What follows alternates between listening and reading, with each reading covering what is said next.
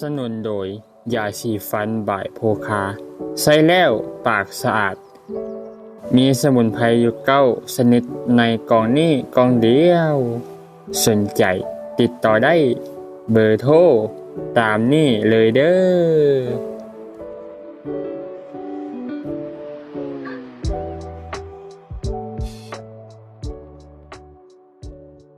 ทุกคนมื้อนี้พบกันเนาะที่ช่อง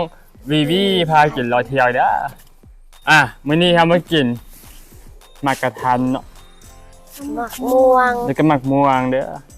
นี่กินหมักม่วงมาเริ่มกันเลยมันนี่เจียวน้ำเนาะเจียวน้ำนะเจียวเกลือก็มีเด้อนี่เจียวน้ำนะเห็นปะนี่เยอะยั่วครับเจ้าครับ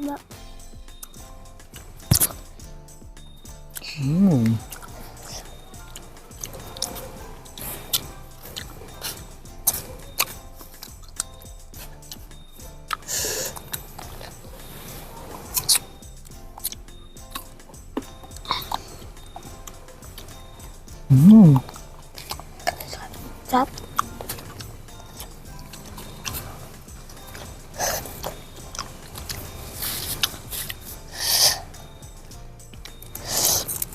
เอาจะเกลือไปพุ่ง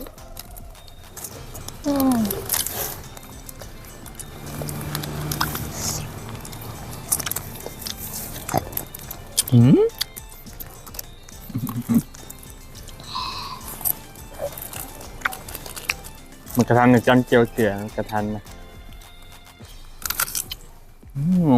กรอบเลย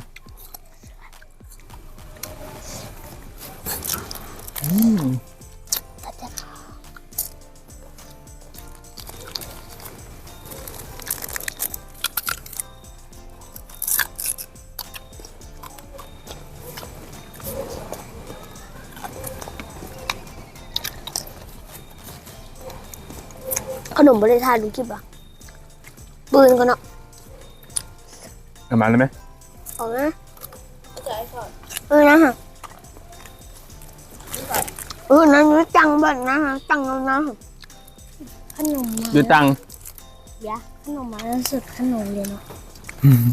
จังไม่ให้ฝนน้ำโอเคมาหมักม่วงอีกเนาะม่วงแซ่บๆกินจัก3 มันเสียแล้วดูฮันอย่างนะนี่ว่าข้าวผัด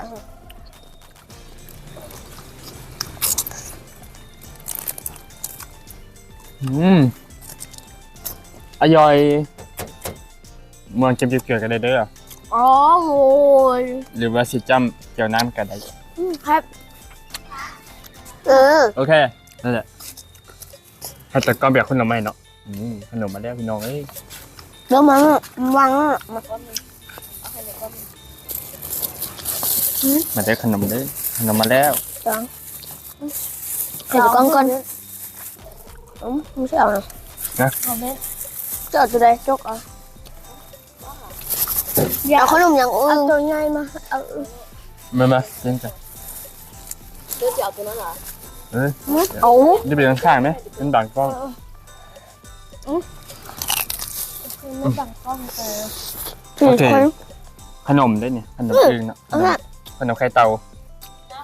ใส่เค็มไข่เค็มอ่ะซื้อแบบนี้ไหมครับซื้อใบไหม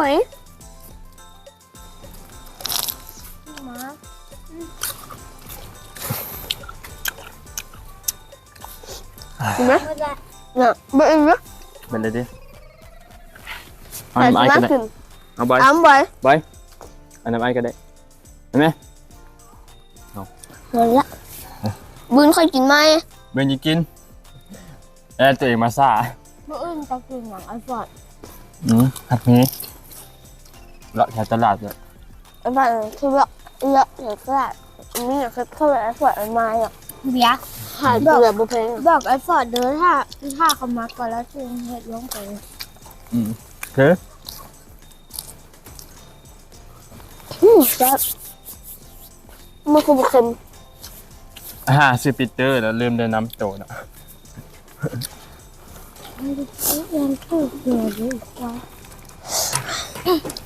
คือโบเค็มใส่เค็ม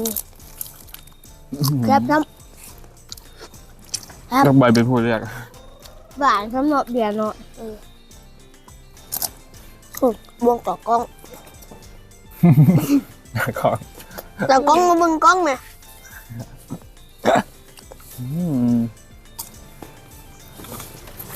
นาทีละ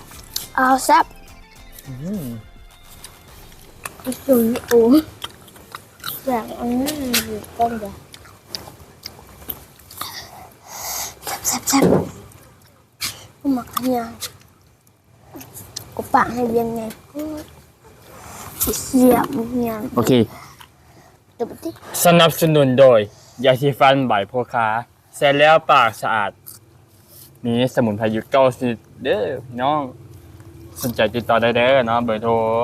2059162059161766เด้อ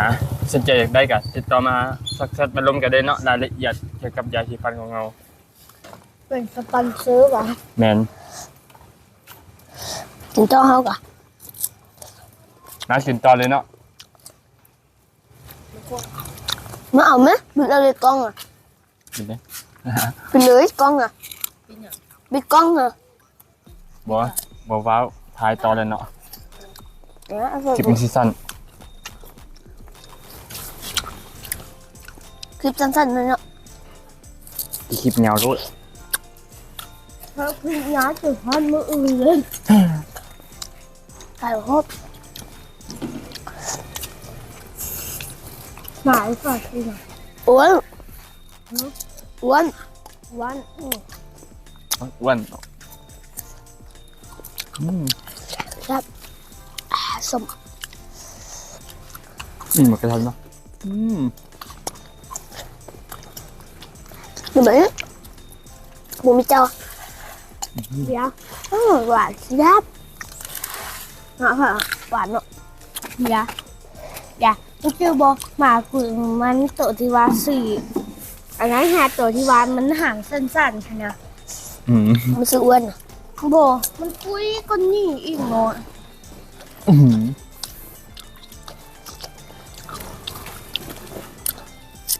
จะไปตามซื้อมันว่าอ้วนแล้วมาเปลี่ยน ตกแล้วอย่าไหม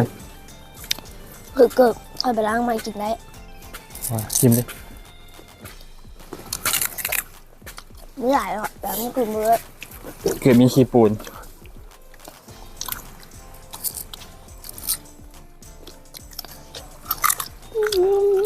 ครับผสมเลย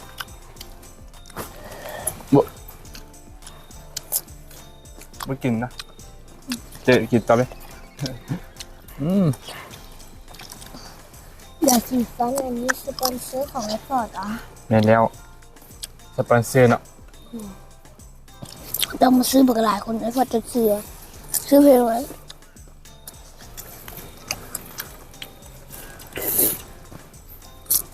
เห็นเกมนั้น แรป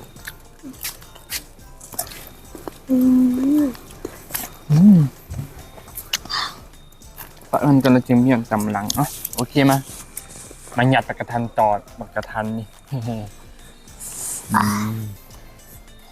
หนึ่งหนักกระทันเลย มาขอมาละชิ้น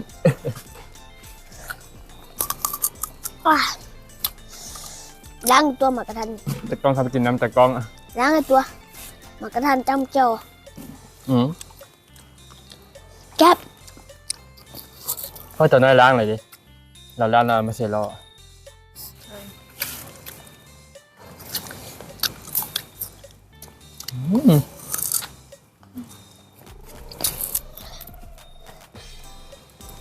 เปลี่ยนไม้ให้ไปต่อไปนี่ไปสิ มันขิดมา หรือวันที่วันที่สมัครแกชิมอสเลยเด้เนาะพี่น้องอ่ะวันที่15 เดือน 12นี่ใกล้ๆแล้วเนาะ จะกินแล้วกินอย่างมันขิดมาซับ เห็ดน้ำแข็งคล้ายๆคริสต์มาสเนาะ ที่หาแบบมันมา ไปเบิ่งแบบมัน YouTube อ่ะเนาะอันนั้น ทานแล้วนะ น้องบ่กินน้ำเดือน้ำแข็งนะมันไม่เจ็บตัวเข้าอยู่เข้าน้องคอนอยู่ไอ้ก่อน กินแบบเดียวเลย มันเป็นยัง เอาน้ำมันนะ อันนี้ร้านนี้สับไปยืนในสปอนเซอร์ก่อนกับน้อง เห็นแก้วอีกไหม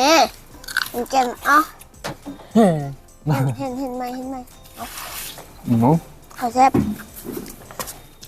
ใส่ แก่นี่เนี่ยอืม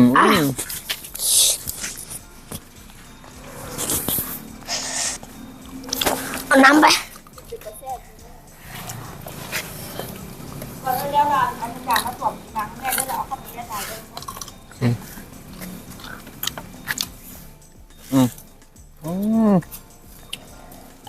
เหมือนกัน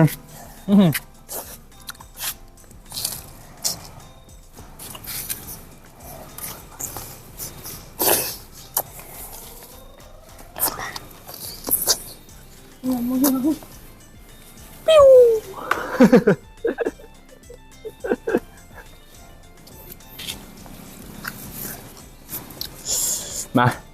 งัดตะกระทานต่อกดกรอบเลย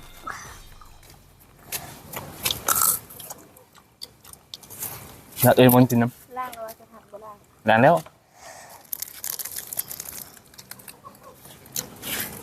เจ้าของเขาจะล้างหน่อยดิ ว่าจบ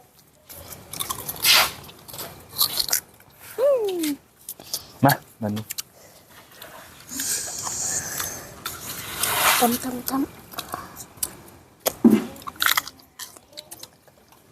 เดี๋ยวเนี่ยเรายังมีโฮกอาหารคือเกาดูอ่ะ บุมีแล้ว ห้องอาหารเป็นห้องเฮาแล้วห้องอาหารเป็นห้องเอียนแล้วเนาะแล้วเป็นเนาะ ว้าวอันข้างในก็ห้องสมุดมันเป็นห้องเนี่ยว่าโปรเกียม โอเคเปิดอยู่แล้วไอ้ที่เรามันดับ เขาบอกว่าโปรเกียม เขาบ่ได้เขามาโปรแกรมแล้วบ่มีใครสอนเนาะ ก็คุณมาลีออก โดนนั้นโดนบำนาญที่ว่าเราเท่าที่ว่ามาที่เดี๋ยวเราไปสอนโรงเรียนอื่นครับ โอแมนอันนั้นเนี่ยในครูอ้อยบอกว่าเราไปขายโฮซัมเนาะเบียร์เนาะ ครูอ้อยสมคุณมาลีคือห้องก่อนครูอ้อยบอกพวกน้อง บางคนมึงเคยอยู่แล้วบอกว่าขายโทรศัพท์แต่ตอนนี้เรื่องของกูเดียว ในครูอ้อยบอกมันคือเรื่องของโฮซัม นี่ก็ดีนะเรียนเงินหลายแล้วจะเป็นเดือนนะ เราไปขายอยู่เกาหลีติแล้วหมกเพลงแบ็คพิงค์เลย โอ้ เดือนนึงกัน บฮอดจี เห็นได้เงินดีให้ เด็ด เผ็ดเนาะเอาน้ำมาไว้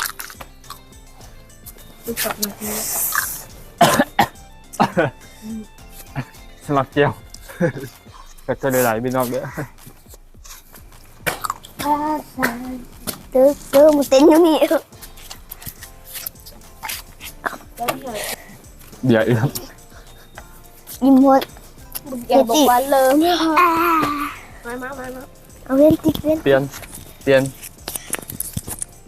เมื่อกี้ที่ห่าง ตอนนี้กำลังเปลี่ยนใหม่อยู่เนาะ เปลี่ยนแค่สัตว์จากกล้องแล้ว อย่าไปปนปากเขาค่ะ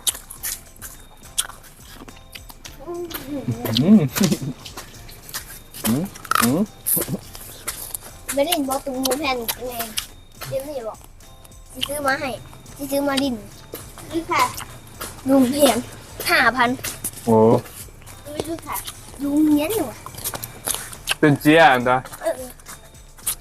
มันจะตื่นไหมเช้า เอาน้ำก่อน มันเป็นเจี๊ยเลยมันที่มีอันมีลูกอะไรมาให้นะเป็นลูกเต่าอะไรเขาเคาะได้มันสิหมุนกี่บาทนะนะ ถ้าเขาโง่หน่อยเลย เห็นห้องปอหาเล่นอยู่มันนี่ อันนั้นแหละเดี๋ยวซื้ออันนั้นแหละ ใช่ไหมเอาไปให้เป็นคอนเทนต์ให้คลิปลง กินเหรอ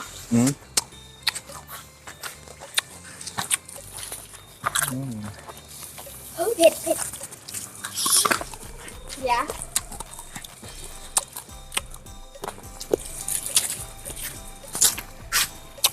ตัวสูงสุดอันนี้จะเป็นตากล้อง ตากล้องเนี่ยอยู่ที่ของแท้นี่ แต่ก่อนเชียนเนาะเชียนทำกินน้ำโทรมา ผมทำเห็นนะครับยูฮูผมซื้อชิ้นมาไปเลยค่ะ โอเคเนี่ย ของไหน เงินคนน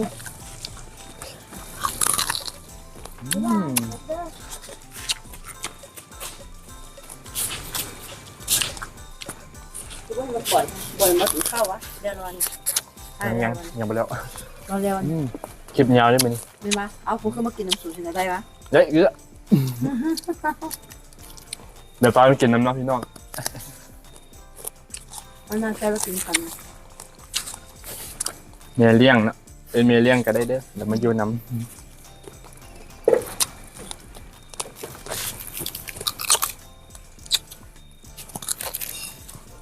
เขาบอกต้องมีต้องมีต้มหมดเกลือ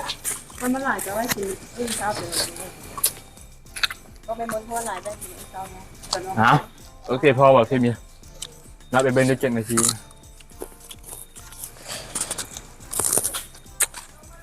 ำเอากล้องปะ ถ้ามันหลายก็มันอึ้งยังไม่หลายครับ ไปบ๊ายบายกับสด